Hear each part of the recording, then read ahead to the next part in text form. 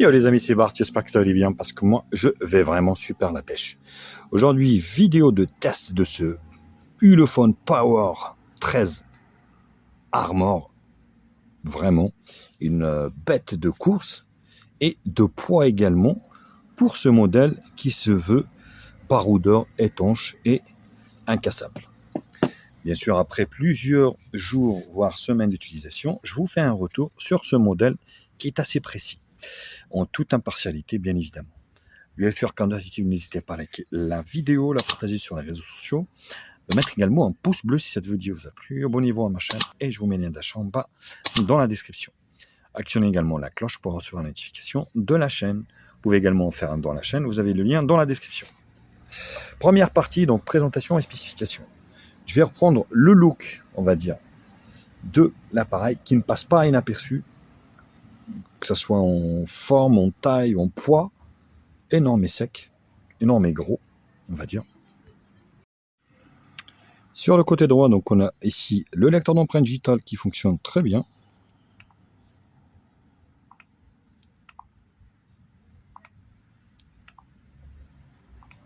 Voilà.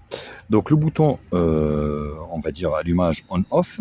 Le volume ici plus moins. Donc la partie ici, c'est une partie métallique qui est vissée ici avec des petites vis, des grosses vis même, je dirais. Sur la partie haute ici, donc on a le capteur laser ici. Donc ici, vous avez en fait un télémètre laser ici pour prendre vos distances. Donc ça fonctionne plutôt bien. Ici, donc on a la carte, le rack pour la carte SIM. Donc il prend soit 2 nano SIM ou une nano SIM, une micro SD. C'est l'un ou l'autre. Bouton multifonction que vous pouvez paramétrer par un clic lent comme ça ou un double clic ici, par exemple pour ouvrir l'appareil photo. Voilà, c'est à vous de choisir. Moi, je l'ai paramétré comme ça. Donc là, vous avez une connectique ici pour pouvoir brancher, on va dire, une caméra endoscopique. Eh oui, comme quoi. Donc là, j'ai pas d'accessoire, mais vous pouvez brancher ici une caméra endoscopique. Sur la partie basse ici, donc on a le jack 3.5 qui a été sauvegardé et l'USB-C.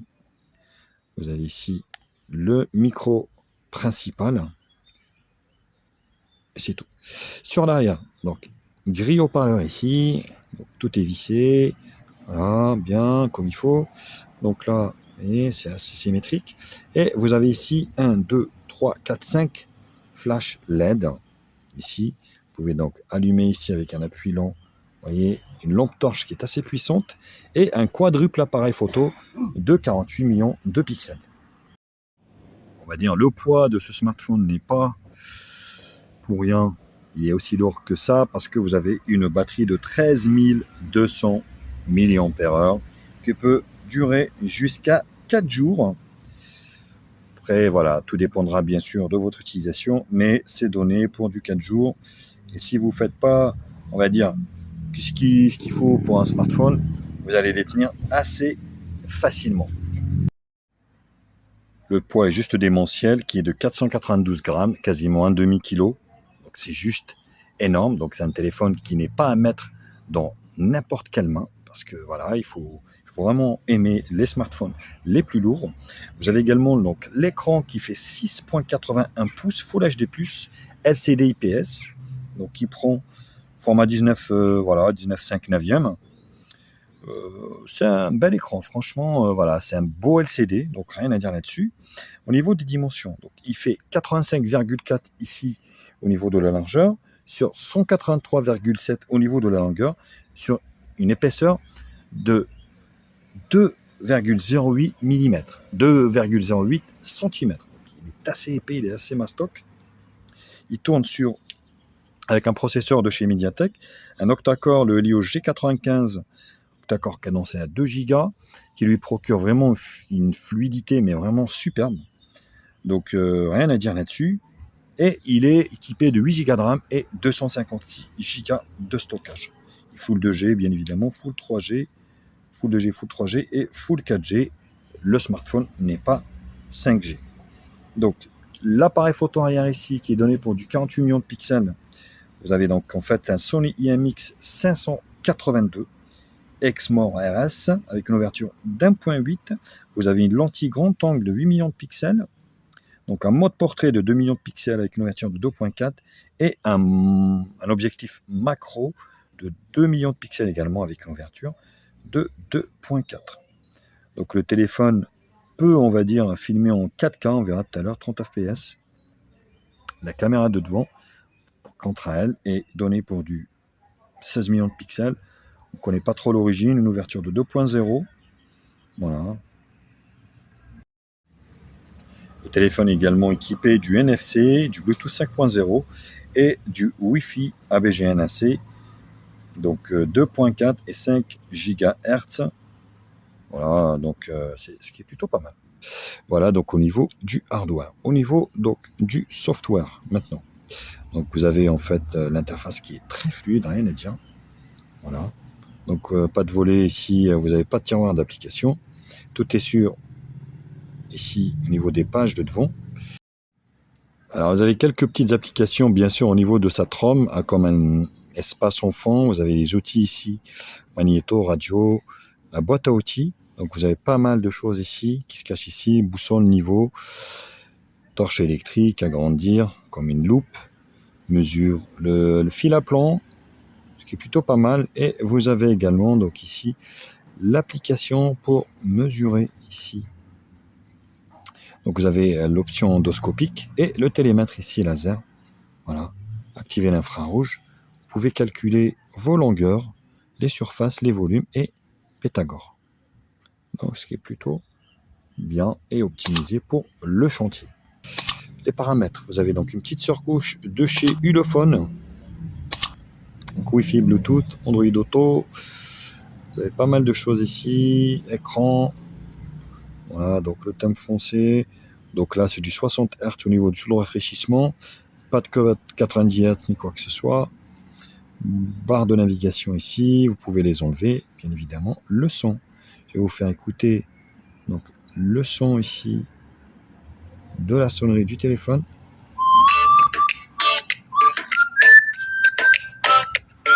Voilà. Bon, ça marche plutôt bien. Donc, optimisation du son, haute fidélité. Bon, voilà. Donc, vous n'avez pas de Dolby Atmos ni quoi que ce soit, ni de stéréo. Bien évidemment, il ne faut pas rêver sur un baroudeur comme ça. Donc, accès biométrique, déverrouillage, c'est le lecteur d'empreintes digitales. Il fonctionne bien. Touche multifonction. Donc, ici, c'est ce que je vous disais, c'est le bouton rouge qui est là, que vous pouvez paramétrer. Donc, ça peut être en un seul clic, par exemple ici. Voilà, si vous cliquez, voilà, donc vous pouvez déterminer ce que vous voulez, ouvrir n'importe quelle application. Donc la batterie ici de 13 200 mAh, question compte système. Donc les mises à jour, j'ai jamais eu de mise à jour depuis que je l'utilise. Faut pas rêver, avec ces modèles, vous n'aurez pas de mise à jour. Donc ce qui veut dire que ce smartphone restera bloqué sur Android 11 sans mise à jour sécurité ni quoi que ce soit. Bon, là, il n'y a rien. Donc là, il patauge. Système à propos du téléphone. Donc on est bien sur le Ulefone Power Armor 13. Voilà. Duraspeed, ainsi de suite. Donc vous avez ici un appui lent ici, vous donne accès widget, effets, thèmes et fond d'écran. Ici, paramètres. Donc les thèmes, vous en avez quelques-uns. Ici, alors pas de boutique de thèmes, mais vous en avez quelques-uns de charger directement. Vous en avez 12 exactement. Donc vous pouvez changer ici le style si vous voulez. Voilà, par exemple. Donc ce qui est plutôt pas mal. Donc bien sûr, un smartphone est fait pour téléphoner avec. Vous n'avez pas de nouveau message. Menu principal. Pour personnaliser votre répondeur, tapez 3 pour accéder. Voilà, bah écoutez, donc c'était cette première partie, présentation et spécification. Je vous retrouve pour la seconde partie qui sera la partie benchmark.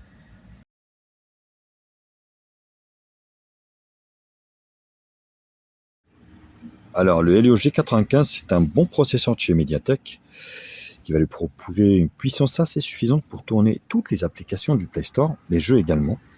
On a donc un score de 360 386, ce qui est plutôt pas mal. Donc là, l'écran, eh ben écoutez, c'est un bel LCD en qualité, rien à dire là-dessus. Donc vous avez le multitouche ici. Alors ça c'est toujours pas évident de les avoir parce que bon voilà, c'est noté 3, vous l'avez vu directement. Et après ici le détail, c'est pas là, mon appareil. Ici donc vous avez ici le Ulufone, le Armor 13, vous avez le processeur, le Helio G95, le GPU c'est un Mali G76 MC4. Voilà. Donc le quadruple appareil photo arrière de 48. Donc la RAM c'est de la LPDDR4X. Donc le octa-core est cadencé à 2 Go 13. Voilà. Taux de rafraîchissement de 60 Hz. La densité de l'écran, les appareils photo. Donc KPI level 30, Android 11. Voilà, pas d'Android 12 pour ce smartphone malheureusement. Et puis vous avez tous les capteurs sauf la fréquence cardiaque, ion maintenant calibré, l'humidité et le capteur de mouvement important. Que ce qui est rythme cardiaque non plus, il n'y en a pas. Mais au vu de ce qu'il y a, vous avez ce qu'il faut. Le téléphone est quand même bien équipé au niveau des capteurs. Donc on va se faire display tester. Vous voyez, donc le téléphone est très fluide, rien à dire. Il marche plutôt bien. Vous avez de l'écran. Plutôt réussi. Hein. C'est pas de la AMOLED. Mais on est sur un bon LCD.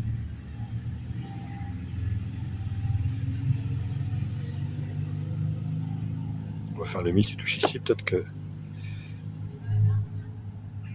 Donc c'est du 10 touches, hein. C'est 10. Vous voyez, tout à l'heure, ça n'a pas marché sur en tout, mais là, avec Display Tester, ça marche. Donc CPU Z, on est sur le Helio G95, un octa-core cadencé à 2 Go. Voilà, le nom de l'appareil, ici.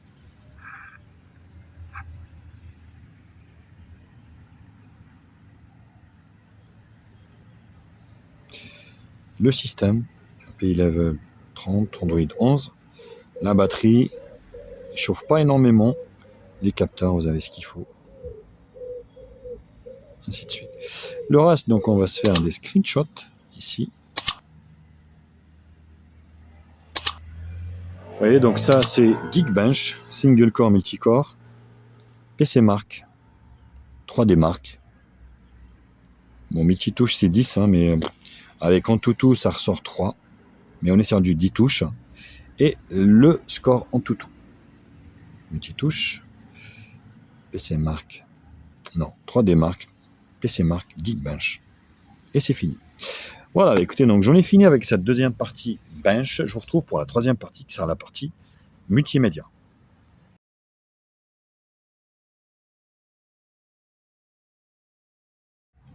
Alors on commence par l'écran. Ben, écoutez, l'écran c'est plutôt une réussite, hein, ce LCD. Néanmoins, à peu près à 400 €, je regrette un petit peu le fait que, on va dire, vous n'avez pas d'AMOLED, malheureusement. Alors qu'à ce prix-là, ils auraient pu mettre quand même un écran AMOLED. Mais voilà, on n'est pas sur un mauvais LCD, franchement. La luminosité est correcte. Les couleurs sont belles, sans être vraiment voilà, époustouflantes, hein, mais ça fait le taf. Donc vous avez un écran qui remplit son rôle et qui est assez satisfaisant au niveau du rendu.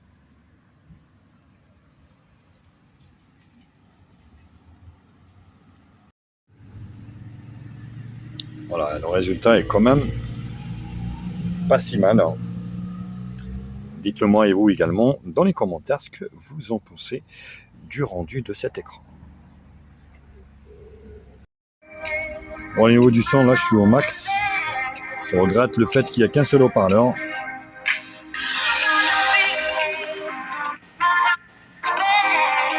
Quand vous bouchez ici, il n'y a plus rien qui sort. Le son néanmoins est quand même pas si mal. Hein. Après, quand vous le mettez comme ça, c'est un peu étouffé.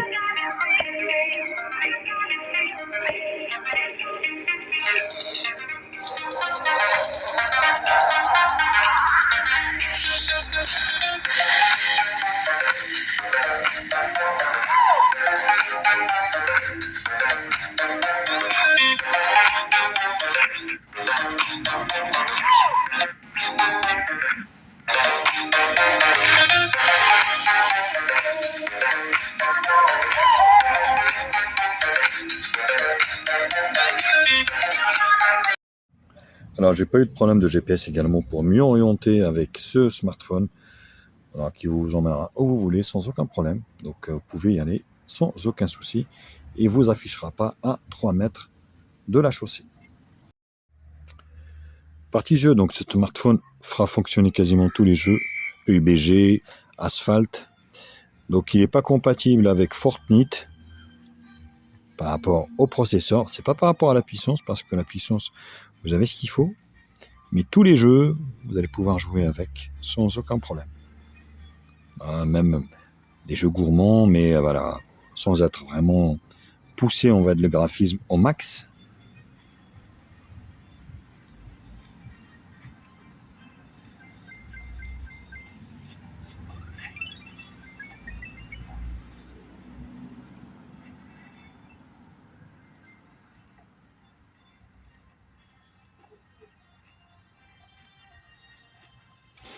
Alors le son, c'est bizarre, des fois il est bien, des fois il est moins puissant, c'est...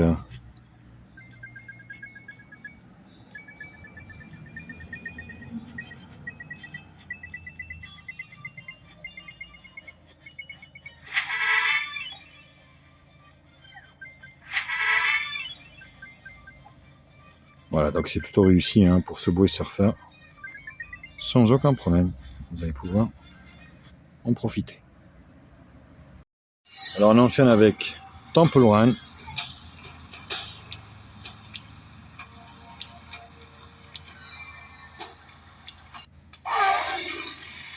Vous allez voir, donc c'est plutôt pas mal également, avec un nouveau décor. Voilà, ça marche plutôt bien.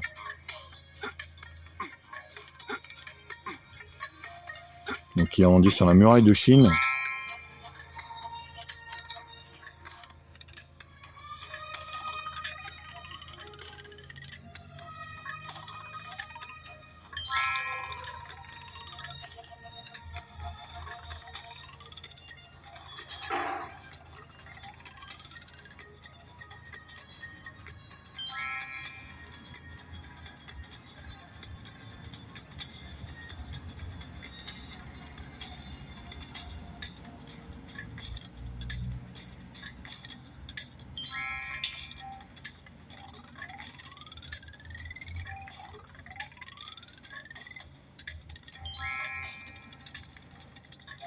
Voilà, ça fonctionne plutôt bien, rien à dire.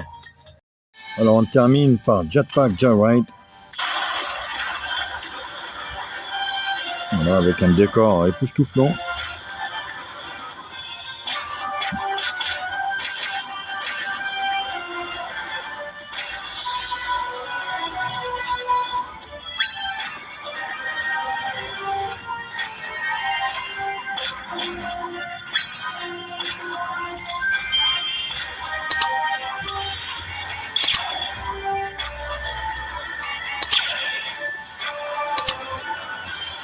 Mais ça fonctionne plutôt bien, rien à dire franchement.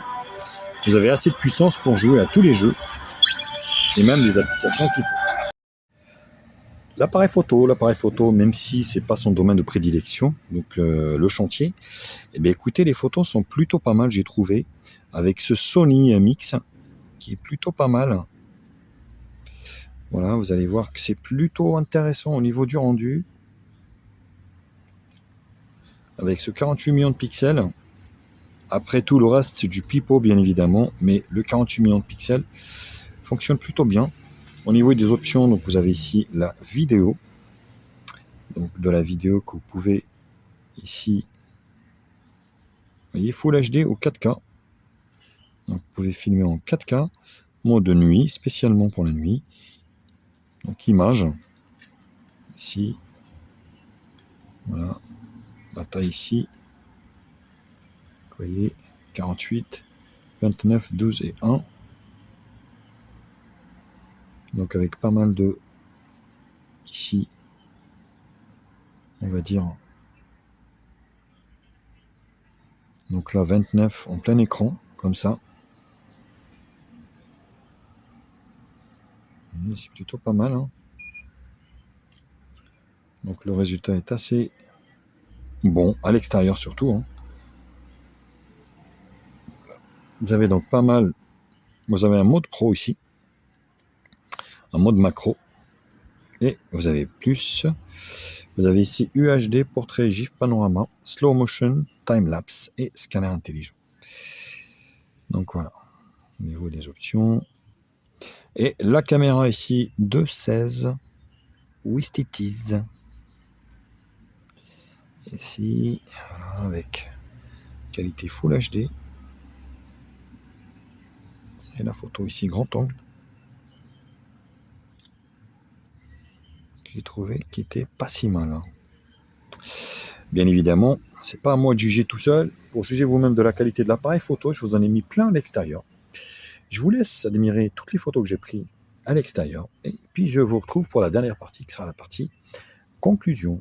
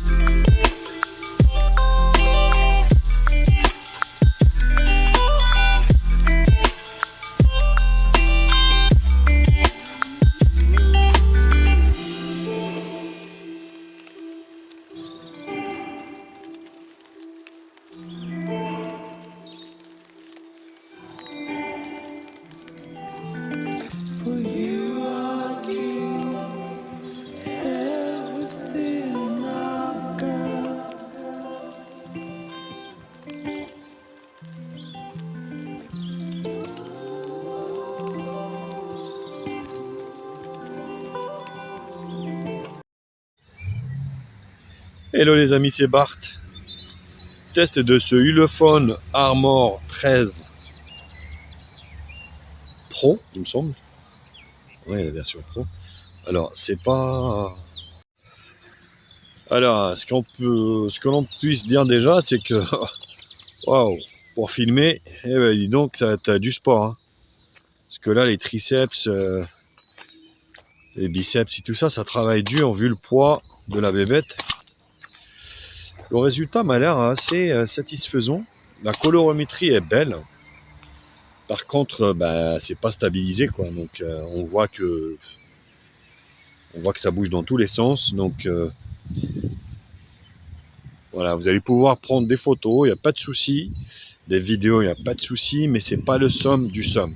Alors, après, c'est pas sa première destinée, hein, que ça reste entre nous, hein. C'est pas la première destination de ce téléphone. C'est vraiment un téléphone de travail pour les chantiers, pour que vous puissiez donc faire vos niveaux, prendre des photos. Il tombe, il casse pas. Même ça, je suis pas très sûr, hein. Mais bon, voilà. Pour le moment, c'est assez satisfaisant. Alors, cette caméra de devant qui peut filmer en Full HD. Waouh! Faut pas que je reste longtemps comme ça, parce que je peux vous dire que ça pèse, hein. Ça pèse son poids. Après, voilà, donc on a une batterie quand même de 13 500 mAh, c'est juste démentiel. On n'a rien sans rien, ben oui. Sachant qu'il peut faire charge inversée, donc avec ce smartphone, vous pouvez charger un autre smartphone, par exemple. Il est également compatible recharge sans fil, 15 watts, et la charge 33 watts pour le chargeur qui est fourni avec. Mais c'est vrai que c'est un téléphone qui vous fera travailler les biceps sans problème. Dites-le moi dans les commentaires ce que vous en pensez, si ce genre de smartphone vous fait saliver ou pas. Allez, tchuss!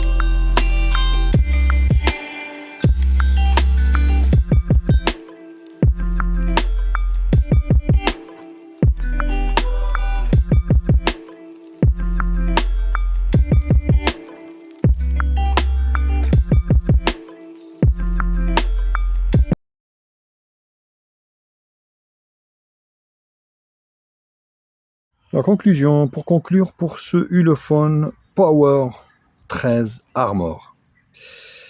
Mais écoutez, il n'est pas destiné pour tout public, honnêtement. Il n'est pas à mettre dans toutes les mains, forcément. Donc, il faut avoir l'utilité d'avoir un smartphone de ce genre. De la randonnée, du chantier, pour travailler avec, pourquoi pas.